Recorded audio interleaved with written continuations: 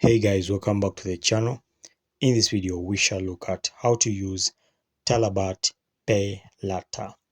So these will be 4 simple steps, and take note. Step number 1 says place your order, add items to your cart and proceed to the checkout. Step number 2 says choose a payment method, select Pay Later as your payment option.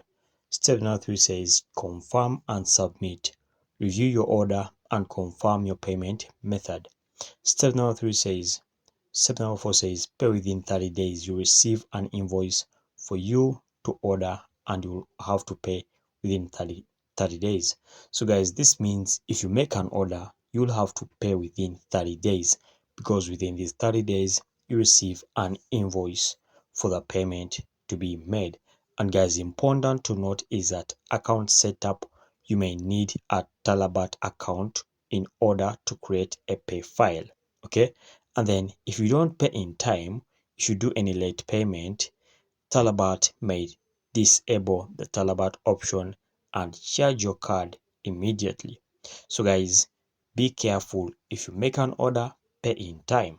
Otherwise, that's it. Thanks for watching. Like and subscribe. We shall meet.